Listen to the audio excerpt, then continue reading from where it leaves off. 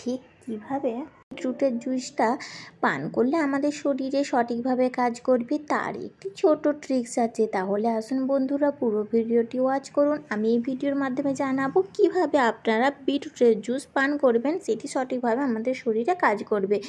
এর জন্য মোস্ট কী এসেন্সিয়াল জিনিস আমাদের দিতে হবে। শুধু বিটরুটের জুস খেলাম আর বিটরুটকে দিয়ে দিলাম করলে হয় না। বিটরুটের তো অনেক ফায়দা, এর মধ্যে প্রচুর পরিমাণে ফলিক অ্যাসিড আছে, যা আমাদের স্কিন হেয়ারকে ঠিক করে, শরীরে হিমোগ্লোবিন বাড়ায়, ব্লাড প্রেশার কন্ট্রোল করে, ইটসেট্রা অনেক উপকারিতা আছে। কিন্তু একে যতক্ষণ না সঠিকভাবে খান ততক্ষণ কিন্তু এর উপকারিতা আমাদের কোনো কাজে লাগে না। এর জন্য আমি বিটরুটকে প্রথমে ধুয়ে নিয়েছি, ধুয়ে নিয়ে ভালোভাবে ছিলকাগুলো ছিলে নিয়েছি।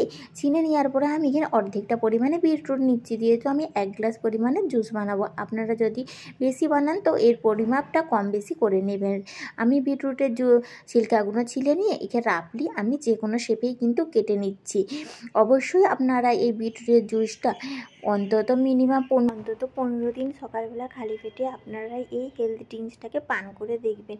আর শুধু বিটের জুসটা তৈরি করলে কিন্তু এটা কাজ করে না। এর যেহেতু অর্ধেকটা পরিমাণে বিট নিয়েছি, তাই এখানে আমি অর্ধেকটা পরিমাণে গাজরকেও নিয়ে নিচ্ছি, কারণ গাজরের মধ্যেও আছে প্রচুর পরিমাণে ভিটামিন আছে।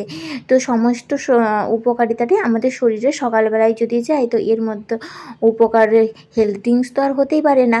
তো দেখুন, গাজরগুলোও কিন্তু আমি অর্ধেকটা পরিমাণে কেটে এর মিক্সার গ্রাইন্ডারের মধ্যে দিয়ে দিলাম।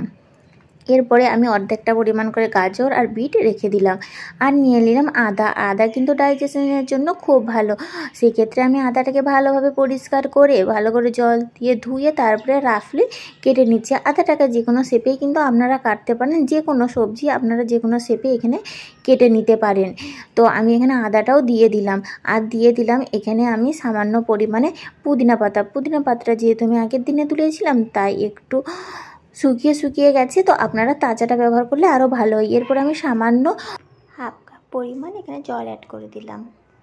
জলটা অ্যাড করে দেওয়ার পরে আমি সামান্য পেস্ট করে নিয়েছি। পেস্টটা মনে হয়েছিল আর একটু করার দরকার, তো আর একবার দ্বিতীয়বার করে নিয়েছি। এরপরে একটি ছাঁকনির সাহায্যে আমি ছেঁকে নিচ্ছি। আপনারা চাইলে কিন্তু না ছেঁকেও সরাসরি গ্লাসের মধ্যে এটা দিয়ে তারপরে জল অ্যাড করে দিতে পারেন।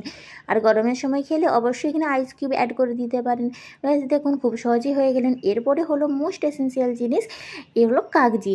কারণ ফলিক অ্যাসিডের মধ্যে যতক্ষণ না ভিটামিন সি দেওয়া হয় ততক্ষণ কিন্তু ফলিক অ্যাসিডটা আমাদের শরীরে কাজ করে না।